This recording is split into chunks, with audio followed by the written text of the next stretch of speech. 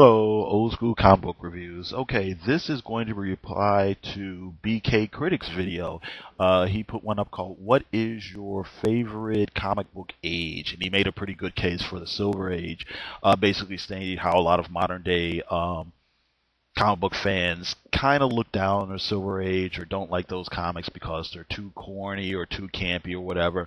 But I think he made a solid case for stating how, look, a lot of those comics were written at a different time for a different audience, but a lot of those comics are still good and well crafted. You can have fun with them, as long as you take that in mind.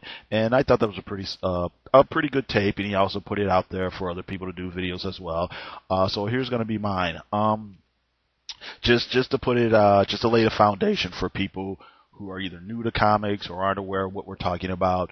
In the comics medium, just kind of like with movies and TVs and stuff, there's different ages or different eras, You have your golden age, your silver age, your bronze age, your modern age, and there aren't any real absolute hard and fast rules. There's no definite dates or whatever, and different like collector guys define the different ages, in their own way, and different fans have their own interpretations and things like that. Basically, for the most part, the golden age is thought of as the 40s, from Action Comics #1 till about the late 40s.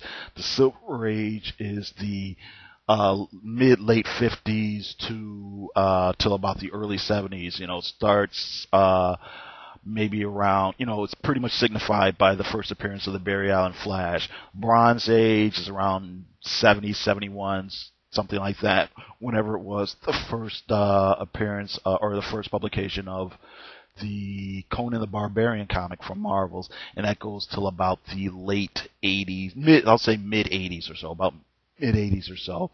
Now, I've read a few like articles where they've described like the mid-late 80s and 90s as the Copper Age. I'm not too sure if that's really catching on in a big way, but we'll see. I'd also like to recommend check out a video by another YouTuber called Captain Strangeliffe, where he shows off a lot of his collection of comics from the late 40s and early 50s. It is excuse me, describing that time period as like the Atomic Age, So anyway, I'm going to pick the Bronze Age, and I'm going to be kind of loosey-goosey with my interpretation and things like that. I'm going to say the time period in comics I'm most enthusiastic about or like the best. I'm going to say Bronze Age, but I'm going to say like early 70s to... I'm going to include some of the late 80s as well, okay? And basically my whole reason, part of it's just nostalgia and sentiment. I was like, a young person in the 80s, and I was really enthusiastic about, comic books, and that's when I was reading Marvel comics and DC comics and so on and so forth. But I think that entire span, 10 plus years is where you had a really broad variety of comics, not just characters, obviously, but characters, story content, and also different formats and things like that. And sometimes we kind of like forget about sure, there's, the big two are Marvel and DC, but it's not just Marvel and DC. There are other comic book companies out there as well. And then even when we are talking about Marvel and DC did all types of stuff, It's not just, Batman, Spider-Man, Superman. They did all types of, like, different types of comics and different types of forms with different types of intent and so on and so forth. So, just to kind of get into, like, some of the comics and what was going on, through this time period, you're coming off the Silver Age. Marvel has got their thing down as far as how they do superheroes and things. DC is still kind of hanging in there. But one thing I think is kind of interesting, I think it's kind of relevant. People might not realize this these days because it's almost irrelevant. But back in the old days, 50s, 60s, 70s, 80s, they used to have this thing called the Comic Book Code Authority. And what that was, Jeez, sorry, I apologize. There used to be a stamp in the corner of the comic books, the mainstream comic books that came out, and it used to be in the sometimes it's in the upper right hand corner, sometimes it's over by the issue number or by the price, but it basically was a good housekeeping seal of approval saying that, you know, there's nothing explicit or anything like that in this comic book. Thing is, there are all kinds of rules about what you could and could not do in mainstream comics, you know, even aside from you know, just how gory or anything like that things could get. I mean, there are rules about, you know, what you could say about divorce and things like that. You couldn't have zombies in your comics, and you couldn't have werewolves and Dracula and stuff like that, which is really, you know, amazing to me, you know what I mean? But that's how it was, like during like the 60s or whatever. In the early 70s, they loosened up the rules and the guidelines, and I think part of that was because there was a Spider-Man comic book, and there also was that infamous Green Lantern comic book. And what I'm talking about is there was a Spider-Man story that was basically a green Spidey versus the Green Goblin, but there's a subplot where Harry Osborn gets addicted to drugs. You know, he becomes addicted to pills or something like that. And at that particular time, you couldn't mention drugs in a mainstream comic book. And it's not like, okay, we don't want to endorse drugs or glorify drugs. You couldn't mention drugs at all. You couldn't acknowledge that they existed.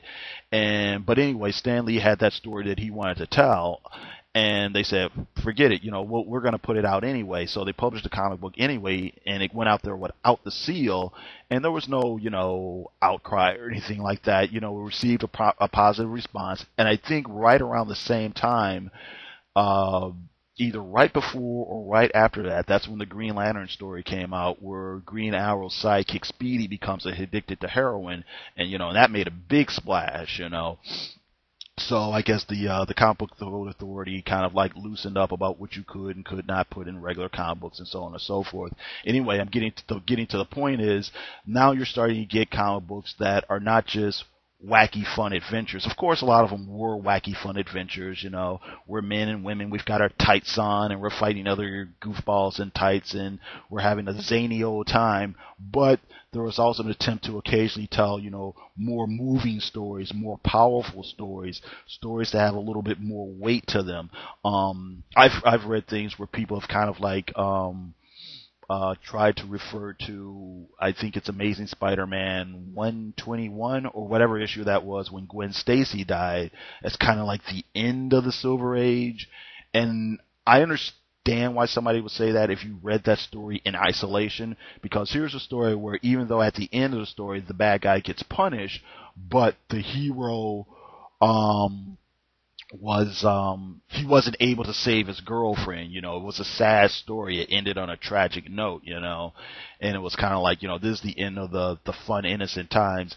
I don't know, I'm not sure if I agree with that 100%, because even after that, you still had stories where Spidey's fighting the Spider-Mobile and the Big Wheel and a rocket racer and all that type of stuff. But at that time period, you know, you're getting, as along with the wacky fun adventures, you know, along with fighting Kangaroo Man, you're also getting, you know, poignant stories every once in a while. And that was happening at both companies. I think Marvel may have done a little bit better job at that particular time as far as their superhero comics go. Over at DC, there's all kinds of, you know, stuff that I ignored when I was a kid, but, you know, I'm rediscovering over the last several years or whatever. They're really entertaining, fun comics as far as like their horror comics. They're, you know, the really great Joe Kubert stuff and that war stuff. A lot of those stories, some of them are kind of weak, some of them are kind of thin, but some of them are really great and really fun. And of course, there's that crazy, you know, Jack Kirby Fourth World stuff that was going on over there. You know, you had the different formats. Well, here, let's try to go left for a little bit. A lot of times when people do these history of comics things, sometimes they talk about it, sometimes they gloss over it. But, you know, Mad Magazine was really big in the mid-late 70s. And I don't know why more people who are comics fans don't talk about it more, you know. I mean, that was like a mass cultural thing. You know, even if you didn't buy other comics, you know, their kids and teenagers and people who bought Mad Magazine, you know. And I guess because the idea is called Mad Magazine, and it's sort of comics, but it's sort of not comics. But I don't know. In my interpretation, it's still comics. These are cartoonists. These are comic book artists. There's caricaturists in there, and I guess it's just because it's a different type of thing. I guess because it's, you know, an anthology of little satires and little parodies and skits and things like that. But to me, that's still comics. You know what I mean? A lot of people who did artwork for Mad Magazine, some of those people came from advertising art, but a lot of those people came from, like, you know, the comic book world. You know, these are guys like Jack Davis and John Severin. Or actually, I'm getting my magazines confused. There's Mad Magazine, and then there's Crack Magazine. Okay, Jack Davis was Mad Magazine, and he was a guy who was been at EC doing, you know, westerns and crime stories. But he was doing those crime stories and those horror stories and all that stuff that got banned back in the 50s. All that Tales of the Crypt and haunted horror and crime suspense stories, you know, over. You know, and there's tons of other guys, Sergio Aragonés and everybody else. You know who I'm talking about. You've seen Mad Magazine. Come on. Crack Magazine. Come on. You know, you had John Severin, who used to do westerns for Marvel and DC, used to do those war stories. I know he did some, like, Sergeant Fury stories and things like that. I know he inked or he did some I'm pretty sure he did some Hulk stories around that time. It was either him or Sister Marie. Marie Severin used to work for Marvel Comics. That's right. And Marvel Comics at that time had their own, like, line of, like, black and white comics and things like that. Magazine type comics where they didn't have to conform to the code, where, you know, crazy things were going on there as well. You know, I was talking about Cracked and Mad Magazine. They had their own version called Crazy. The little bit that I remember of Crazy was that it really wasn't as good as Cracked or Mad, but whatever. But getting back to the idea of doing comics in different formats at that time, you know, they had their whole line of, like, horror comics and science fiction comics. They had, like, their anthology comics where they're trying out different ideas and things like that. So you get you had your kung fu martial arts stuff. Then you'd have a science fiction thing going on, then you had your horror stuff going on. Oh, one funny thing though, because, or at least I think it's funny, I just think it's hilarious that while at the same time they had comics like, you know, Tales of the Zombie, where they didn't have to deal with the code or anything like that, over in the regular 4-color, you know, code-approved superhero universe, somebody thought it was a good idea to do a comic book called The Son of Satan, you know?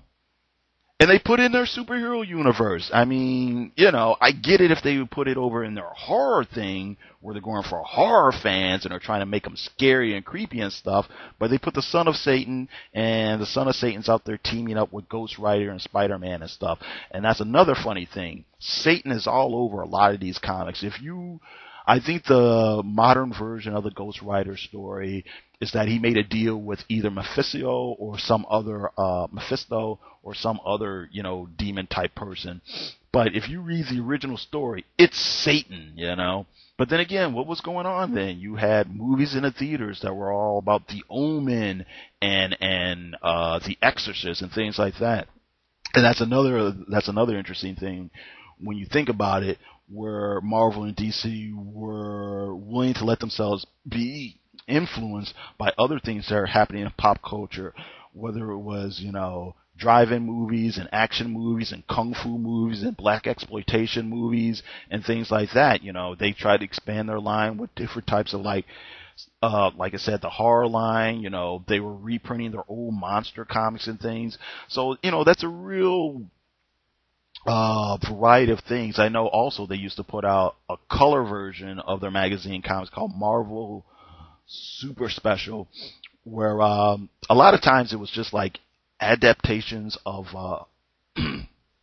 like movies that were coming out, like, you know, Raiders of the Lost Ark or For Your Eyes Only or stuff like that, whatever. I know there was a Blade Runner one that was drawn by Al Williamson. Somebody help me out with that. But at the same time, they were willing to do original stories with some original characters. They were willing to do, I know they put out like a history of the Beatles under that. They did that Kiss comic book, the first Kiss comic book that got a lot of press at the time, was because supposedly the members of Kiss came in and supposedly pricked their fingers and let the blood go into like the red ink. Ooh. But anyway, the point being they were willing to try something different, you know what I mean? Moving down the road a little bit, I think I mentioned DC had their, or I'm not sure if I did mention it. Both Marvel and DC used to put out these really big tabloid-sized comic books, and most of the time they're just reprints of older comics, but sometimes they had original stuff in there. I know with DC, that's when they did DC versus Wonder Woman, DC versus Wonder Woman, Superman versus Wonder Woman, Superman versus Muhammad Ali, and and all types of things. You don't see that so much anymore. Although I will say, well, just getting off the track for a moment, I will say they did in the early 2000s do that Heaven's Ladder with JLA, and they did that whole those things, the Paul Dini, Alex Ross things. But that's how those comics were, back in those days.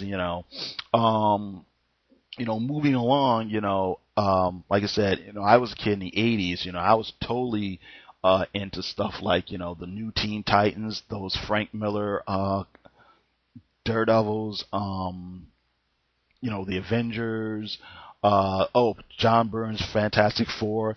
And once again, these are just solid superhero stories, but they were pushing them, and the X-Men too as well, but they were pushing them in such a way where, of course, it's action, it's adventure, it's fantasy, it's all that, but the stories were a little bit more moving, a little bit more powerful by bringing in elements of soap opera or male-female relationships and friendships and social consciousness.